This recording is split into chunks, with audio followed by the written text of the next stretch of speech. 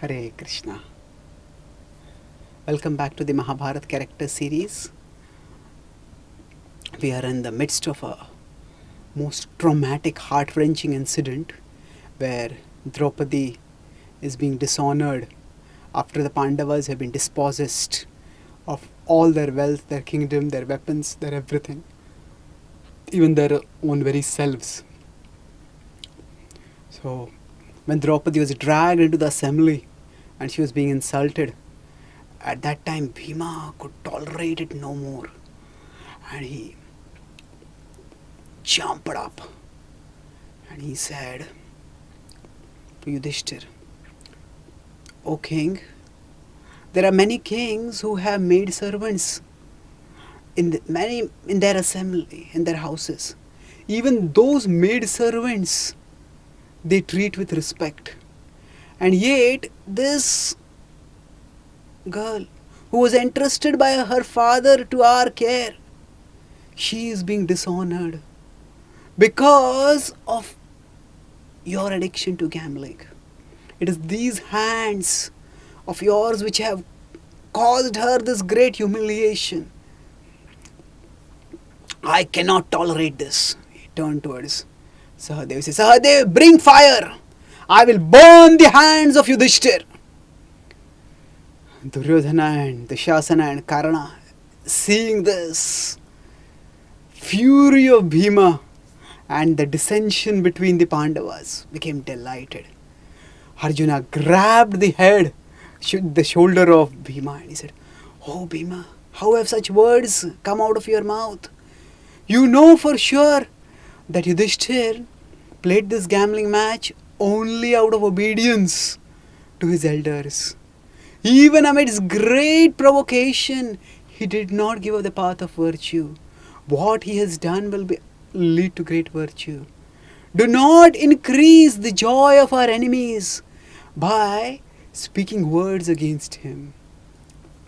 Arjuna was intelligent.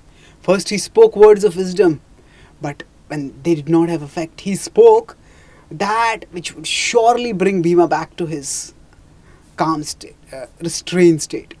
He mentioned how Duryodhana was delighting.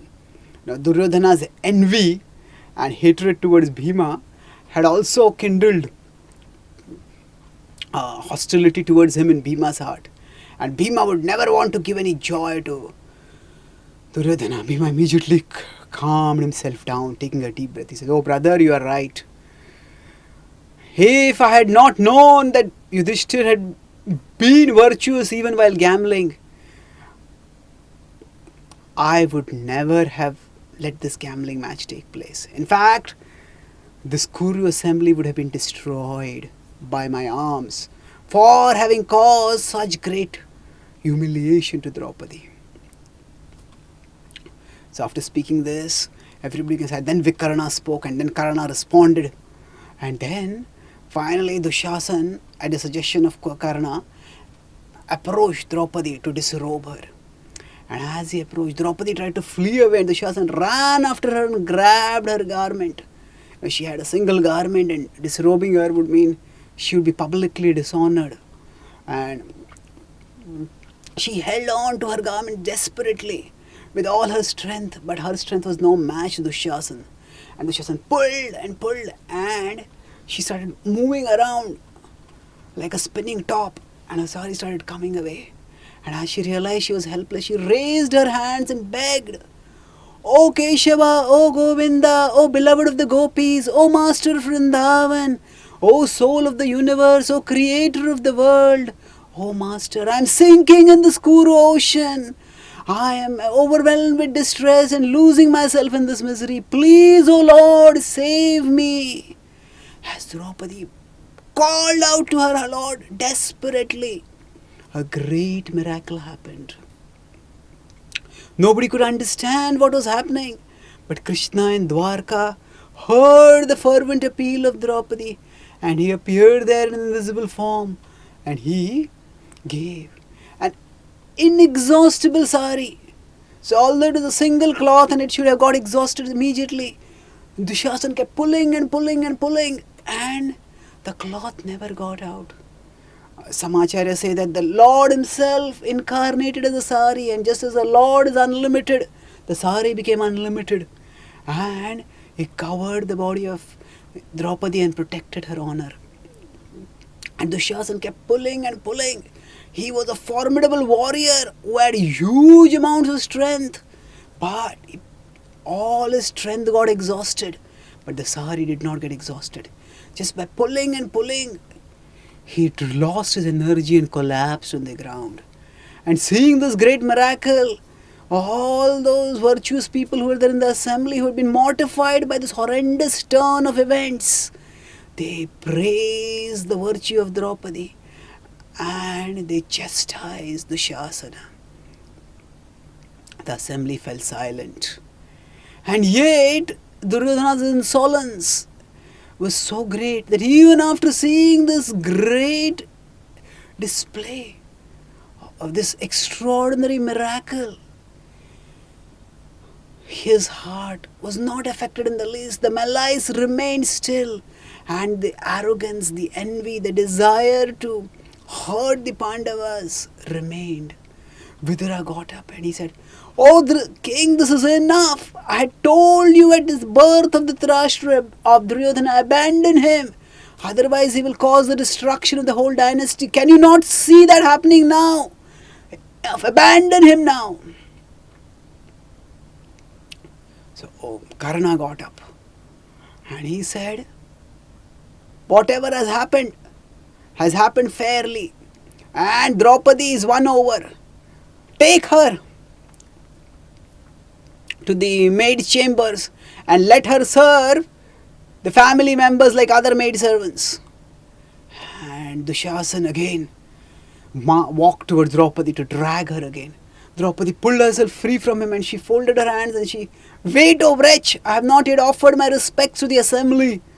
O elders, please forgive me, because I was brought forcibly over here, so I could not offer you my respects." He said, "All of you are the knowers of dharma. Has it ever happened that a married woman, a woman who is chaste, who is high born, who has 5 husbands, has ever been humiliated like this? Virtue has been slaughtered in this assembly. And yet I stand in front of you. If you decide that I have been lost fairly in the gambling match, then I will carry out your order obediently. Please order me." The Dhritarashtra's head sunk low. Draupadi's words shattered his calm. His joy, unconcealed joy which had been there earlier, it disappeared completely. And he sunk his head low. Bhishma spoke once again and he said, "O Draupadi, as I have said earlier, the principles of dharma are very difficult to decide, and I am unable to decide in this matter. Let Yudhishthir decide." And Duryodhana grabbed this opportunity and he said, "Yes, let Yudhishthir decide, say that he succumbed to vice and he unfairly gambled you, that he was not your master when he gambled you. What to speak of you, I will release all the Pandavas if Yudhishthir just says this. We are all compassionate souls." Duryodhana was enjoying his own hypocrisy. "We are all compassionate souls and we are distressed at seeing your misery. Let Yudhishthir say that he was not your master and not the master of the Pandavas, and I will release all of them." And everybody turned to Yudhishthir and they understood how cruelly Duryodhana was taunting Yudhishthir. But they turned towards Yudhishthir. Yudhishthir remained silent, not knowing what to speak, as if lost. Bhima got up and he said, "Yudhishthir is Dharmaraj, the greatest among the kings who are virtuous. Had he not been my master, none of the Kauravas would have been alive right now." And he became silent. And again Karna said, "Take Draupadi to the chambers to serve as a maid." Vidura got up and objected furiously, "This will cause disaster. Stop, O king." He Says, Draupadi has placed a question before you and it is for you to answer this question. And he told an ancient story about how one who refuses to answer questions that are brought in front of an assembly, that person suffers terribly. Long ago there was the king Prahalad and he had a son Sudhanva. He had a son Virochan, and there was a Rishi Angiras and he had a son Sudhanva. And both of them quarrelled over a woman. And when Sudhanva came to the assembly of Prahalad and demanded justice, so Prahalad remained silent, and Sudhanva got angry and he said that one who remains silent when somebody is asking for justice, such a person will suffer grievously in hell. Because when a crime is happening, to be silent in watching a crime is also a crime. And when Prahalad heard this, he said, he told his son, Sudhanva is superior to you, as his father Angiras is superior to me. Do not quarrel with him. Sudhanva was pleased and he blessed him. Because you did not act partially due to attachment towards your son, I bless you that your son will live for 100 years. O assembly, you cannot remain silent. You must answer Draupadi's question. And at that time, Duryodhana, just to taunt Draupadi, he said, and Dhritarashtra still remained silent, and Duryodhana taunted Draupadi. He uncovered his thigh and pointing towards his bare thigh, he said, "Oh Draupadi, you are our servant. Come and sit here now." And Bhima became enraged and he said, "I will break your thigh in battle." And the Dushasana, who had dragged Draupadi, he said, "I will break the arm which has touched the hair of Draupadi and I will drink his blood. Indeed, I will destroy all the Kauravas." The Kuru elders, Bhishma, Drona, Vidura, they became alarmed. "Oh Bhima, everything is possible for you. Be calm, be calm." At that time, as things became boiling, Vidura again got up and he said, "Oh king, do you not see the imminent destruction that is coming now? Stop at once. Things have gone too far." At that time, a jackal roared. Jackal itself is an auspicious animal, but a jackal, not from the forest, but from the sacrificial chambers of Dhritarashtra, where there is supposed to be auspiciousness, there was an auspiciousness. And then at the same time, there was a response of asses braying, similar to what had happened when Duryodhana had been born. And then there were vultures shrieking. And Dhritarashtra realized that things have gone too far. And he said to Draupadi, "Oh Draupadi, no, you are very virtuous and chaste. And what has happened, please excuse it. You are our daughter. Please ask for some blessing." And Draupadi said, even after such mortification, she knew Yudhishthir was virtuous. And she said, "Please free Yudhishthir." Said yes. And then he said, "Ask for something more." He says, "And please free Bhima, Arjuna and the twins and give the Pandavas their weapons back." Said, "Yes, immediately. I am not satisfied. Ask for something more." Said, "No, a Kshatriya woman should not ask for more than 2 benedictions. And now that my husbands are free and have their weapons, they will regain wealth again. I have no anxiety about that." Although she had been just left protectionless amidst the presence of her husbands, but she still had faith. And she knew that they had acted with virtue. It was others who had refused to act according to virtue. And Dhritarashtra, he said, "Okay, I will give you everything back. Whatever was lost, I return it to you." He turned towards the Pandavas and he said,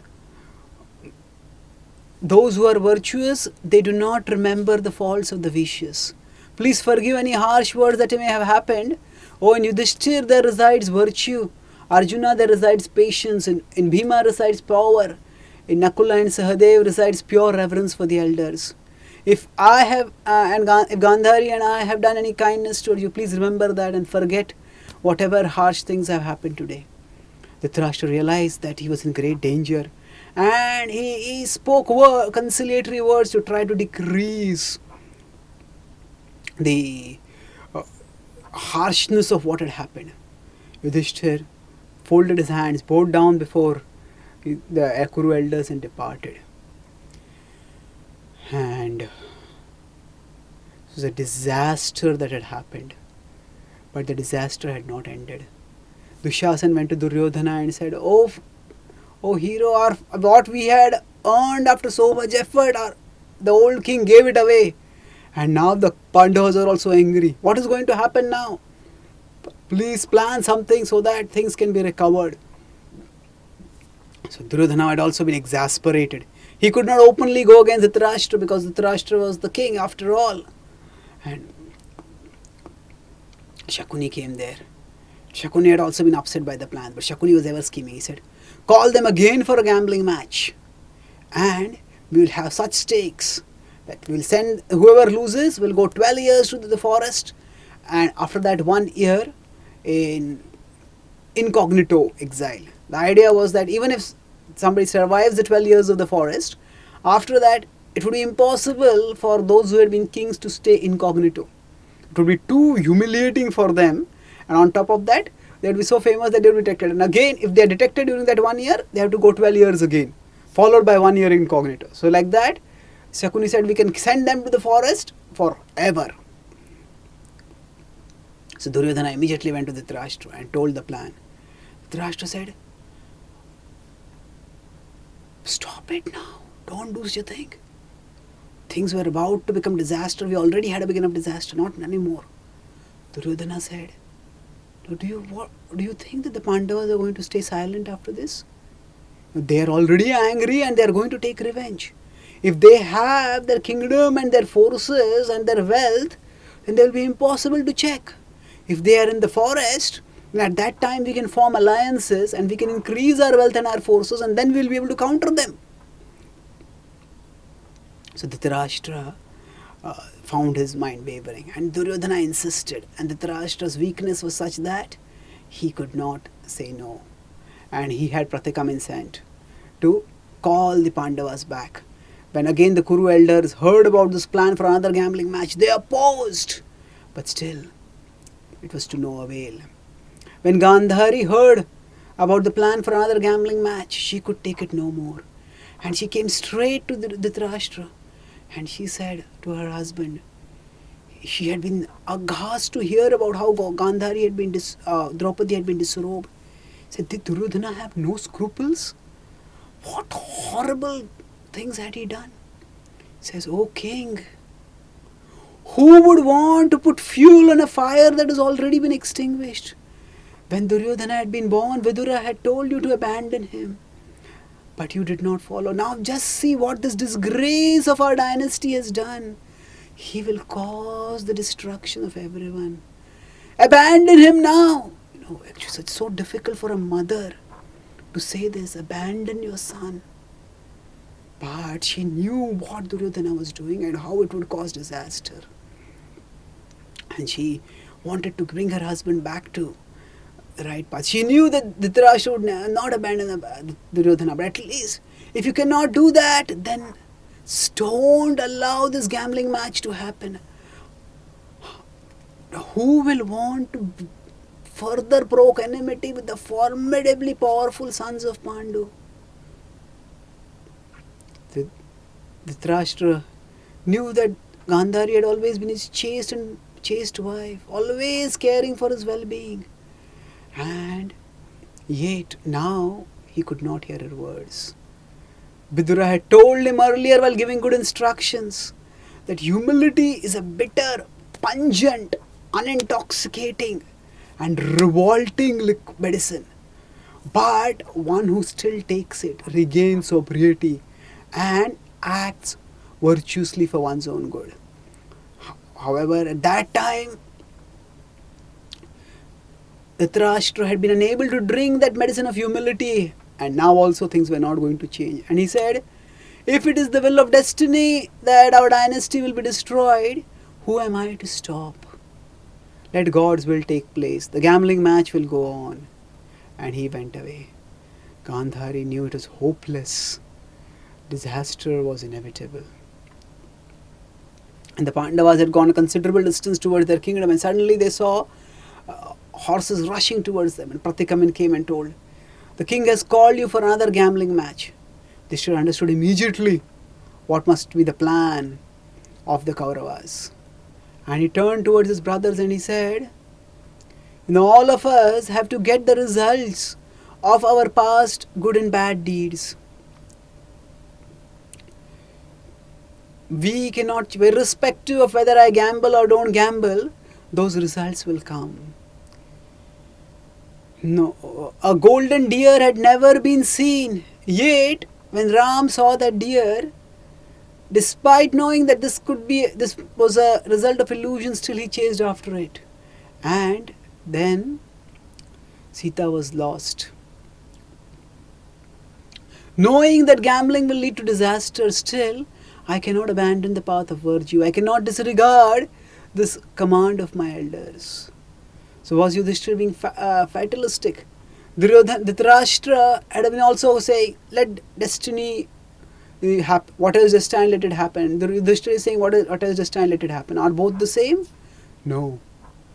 Yudhishthira is doing his duty. The Vedic culture is not destiny centered, it is duty centered. So Yudhishthira is saying that I have my duty to follow my elders. I will follow that duty. Dhritarashtra, on the other hand, also has a duty. His duty is to protect his subordinates. But he is neglecting his duty. So his recourse to destiny is unjustified. It is malicious.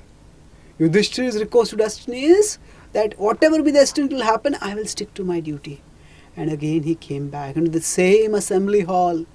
And when the stakes were announced, the kings cried out, "Fie, fie." Yudhishthira knew he had no chance to win. But yet he had agreed because despite his best effort, despite his desire to avoid conflict, despite his willingness to always obey his elders, conflict seemed inevitable. He did not want to bring the conflict into the open immediately. That's why he agreed to the gambling match. And when the stakes were announced and the dice was cast, again Shakuni won.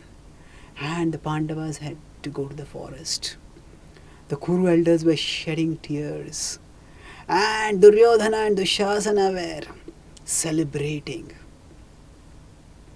And he said, Dushasana said, "Cow, cow," he said to Bhima, "Cow, cow." And Duryodhana said, "Go to the forest, O beggars." Taunting. Draupadi has not chosen wisely by entrusting Draupadi to people who have become utterly penniless. They kept insulting. Bhima could tolerate this no more. He said, he turned towards the Dhritarashtra and towards the whole assembly, and he said, "I will kill all the 100 Kauravas. Arjuna will kill Karna, and Sahadev will kill Shakuni. Know that these words will come true, otherwise let me not attain the region attained by my ancestors." Arjuna spoke in anger. He said, "The promises of those who are virtuous are never false." He said, "That Karna who is malicious, arrogant, harsh-speeched, I will slay him. And I will slay all those warriors who dare to oppose me in the war that will take place if our kingdom is not returned to us after 13 years. Arjuna knew that Duryodhana would never return their kingdom, and that war was inevitable. Sahadev said, "Oh Shakuni, the dice that you have cast at us is not dice. It is arrows, sharp pointed arrows that are directed at your own eyes. And those arrows will destroy you. Whatever you have to do in this world, do it now. Because soon you will meet death at my arrows." Nakula also took a vow to destroy the followers of Duryodhana. And then Yudhishthira went to the Dhritarashtra and to the elders. And he said, I offer you my respects and now depart to the forest, seeking your good wishes and blessings. The Kuru elders were too ashamed to reply. They remained silent. Vidura alone spoke. He had commendably, repeatedly opposed the grave injustices and atrocities that had happened in the assembly. He said to Yudhishthir, O Yudhishthir, O Pandavas, do not grieve too much for what has happened. Now, you are learned in scripture and you can increase your learning further in the scriptures by associating with sages. This withdrawal from worldly affairs will be good for you.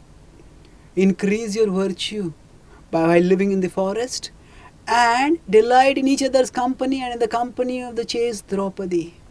I pray for your well-being. May Surya bless you with energy. May Kuvera bless you with whatever you need.